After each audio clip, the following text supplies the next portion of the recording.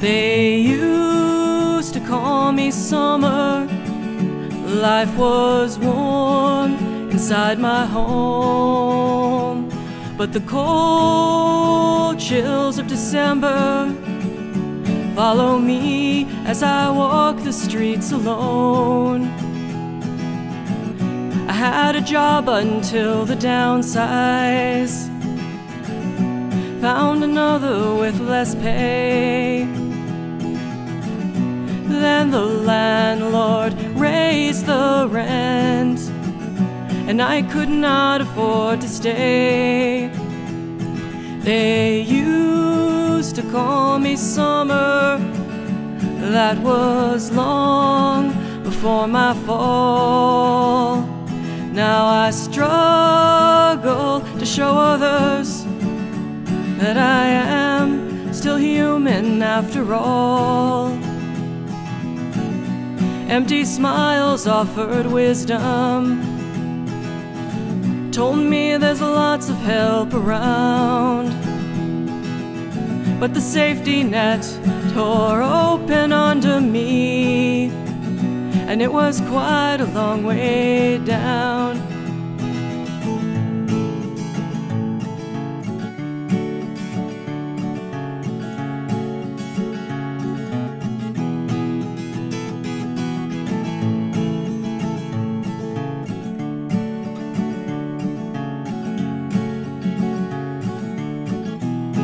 McCauley is a neighborhood in northeast Edmonton that is very unique in a number of ways. It's a very diverse area. There are many different kinds of restaurants, churches, businesses, and lots of events that take place throughout the year. McCauley is also very diverse economically, with people from all walks of life. But McCauley has another side. There are many people who are homeless or at risk of becoming homeless. As a result, the neighborhood has a lot of agencies and social housing. Social housing is housing which has been subsidized by funds from the city or province. It might be affordable housing, aimed at people with low incomes who cannot afford market rents. It can also be supportive housing for people with physical or mental health issues, or it can be some combination of the two. McCauley has a very large concentration of social housing, over 60%. In fact, in 2012, the City of Edmonton passed a moratorium on the creation of new social housing developments in McCauley and several other central Edmonton neighborhoods. The moratorium was supposed to be lifted in November of 2015, but was extended for another year. Then, in the spring of 2016, the moratorium was extended indefinitely by City Council, with the expectation that other neighborhoods will be accepting of social housing in their areas. It is precisely because of McCauley's welcoming, inclusive, warm nature that so much social housing has become a part of the neighborhood. McCauley is a place that does things differently and defines the true meaning of a caring community. Caring community feels like a relationship that you have with your neighborhood or your community. A community where people respect diversity and want to have an inclusive community. There's opportunity for friendship, for support. There's an opportunity to live a good life. Arguably, when 60% of housing in a neighborhood is non-market housing, we've kind of achieved a threshold which is too much. And we really need to distribute that around the city more equitably. I'm sympathetic to the view that some neighborhoods, including McCauley, should not be asked to share more than their fair share of caring for people that that need some help. It's not about not in my backyard. For me personally, it's just that my backyard is very, very full right now. The traditional sense that it's a small number of inner city neighborhoods will provide the housing and meet the need is utterly unrealistic and not the way to the future.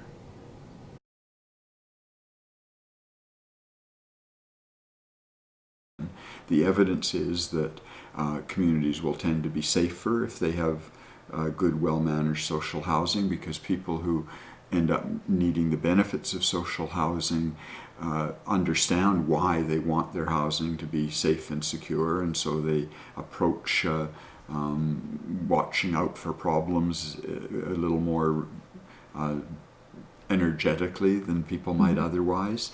It makes communities more walkable generally when there's low-income social housing in a community.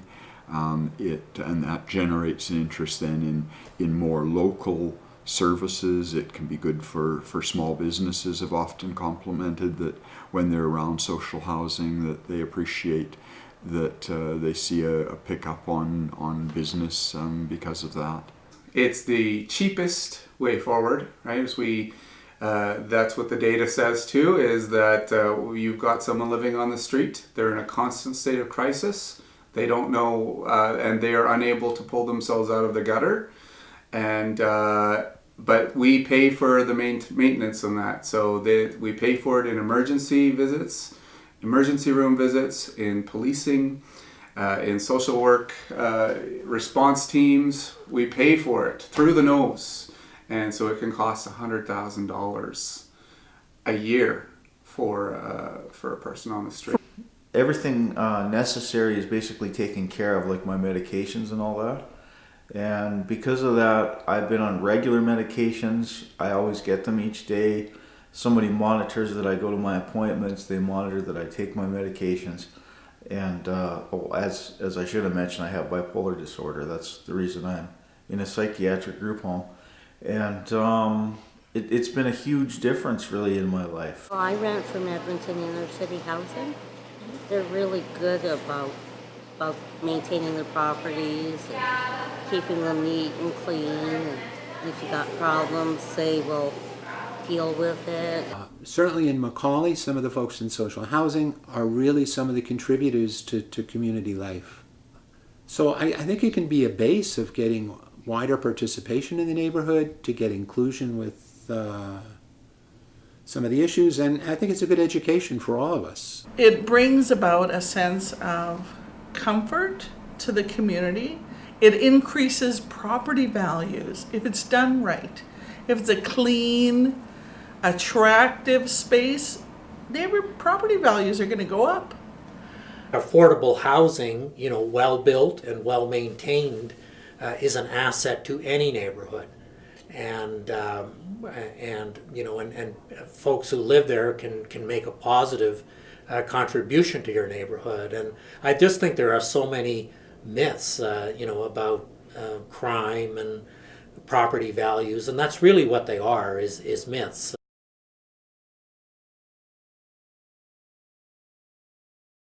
Well, one thing that I'm personally very proud of is Ambrose Place. This is a residence for Aboriginal people who have severe barriers to housing, mental health problems, addictions, multi-generational trauma. It's particularly dear to my heart because it's named after Ambrose Daniels, who was a person that I knew from when I worked at Boyle Street Community Services, and a very fine person with lots of challenges in his life, who was a real leader among homeless people in the inner city, and unfortunately died before he could be a resident in the building that's named after him. Well, you can see this beautiful room we sit in. It's our ceremonial room, and so we have seasonal ceremonies that are offered here to tenants and outside community members. We bring in visiting elders to perform them, depending on what bundle they hold. And this place is open to anyone that wants to come in and smudge and drum or sing or pray. Meditate, do yoga. It also allows them to connect with the medicines that we pick throughout the year. They became part of that process, and it's easy access for them. It's part of who they are as Indigenous people. One of the main things that Marlene and I both are trying to assist in is decolonizing our people, and this place helps do that. It's the very first thing that we can do for our people is to house them in their own land and house them with their own food, with their own ceremonies, with their own songs, with everything that makes this place their home.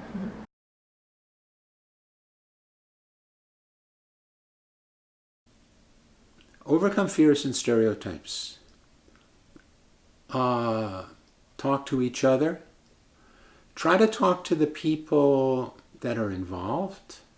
Try to find ways of talking with the homeless themselves.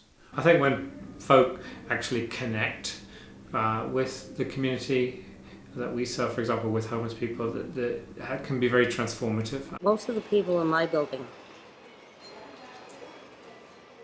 we are not lunatics, so to speak.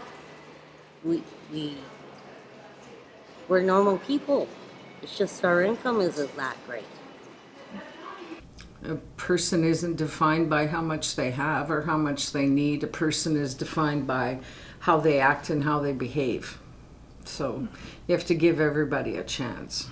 The people we encounter here, they have a life. They are a creation beyond ourselves, and they have a story. Now, if we would sit and listen to their story, we may have a little more compassion about what to do with them and how to help them.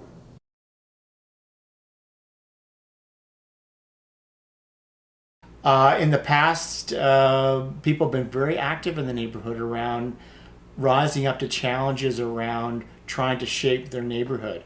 You know, many of us who've lived in the neighborhood have tried to be part of the solution. For the most part, we've tried to be a welcoming community and actually be involved in efforts to develop more affordable housing in order to reduce homelessness, not only in the neighborhood, but throughout the city. I think this neighborhood has been really effective in that we've been able to organize. And on our good days, we've been able to work together and often work with the people that could be seen as simply the problem. You know, I'm raising my son in this neighborhood, so it's really great for me to be able to show him the other side of life, that some people don't have a home and that some people aren't as fortunate as we are, and what can we do to help those people. And he really gets that it's a community and that we all have to help each other. And this neighborhood has done a wonderful job. And in my 20 years here, I've seen an improvement. But we still have those that sleep on the street.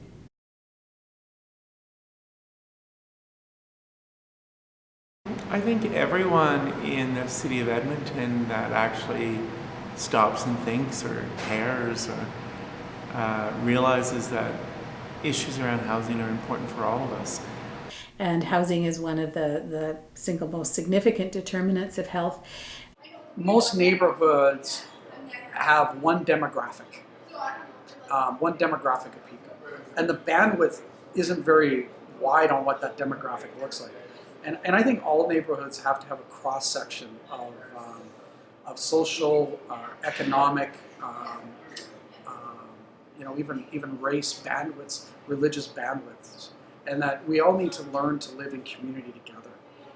I think every neighborhood can, just take a look and take responsibility for what's happening, really in some ways just within your line of sight, and not pretend that somehow it's somebody else's problem, but it actually belongs to us. And the needs of the homeless population, it's our homeless population in the sense of the city of Edmonton. From the human rights side of things, it's a responsibility of the whole community, because people should be able to choose where they want to live, and they should have a range of possibilities available to them and not be continually squeezed into a small number of communities that may not be their choices. I feel a lot of pressure then to make sure that we do what we can as a city to relieve the burden that McCauley has faced over the years, to being the host community for a lot of the social issues in Edmonton. We've significantly increased the amount of funding available for affordable housing in the budget, and for social housing as well. We are doing our very best to make sure that this is a priority that is met to the best of our ability and to the best of our financial capacity. The answer to providing adequate housing for those in need has to involve every neighborhood in the city. It's simply impossible that a small number of inner city neighborhoods can carry that. We have to live somewhere. We have to live somewhere. We're all humans, we have to live somewhere.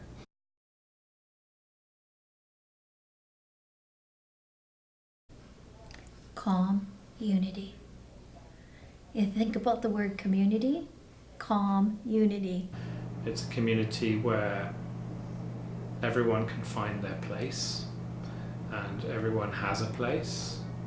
A community that pauses to hear each other. I can be comfortable where I live, and that I can enjoy where I live, and that I don't feel the stigma of mental illness quite so badly. I mean, there's two parts to your question. One is welcoming. That means an openness or a welcome. And the other side is a community. That we're not just isolated individuals, that we're connected with each other. And I think McCauley is so diverse, it's an interesting example how you can have a real mix of folks build an effective community that can accomplish the things it needs to do. McCauley is a caring community, and I think that has been proven over time. We have a lot of social housing in our community, and one of the reasons is because we're so welcoming. It's time for us to share some of the joy with the rest of the city of Edmonton.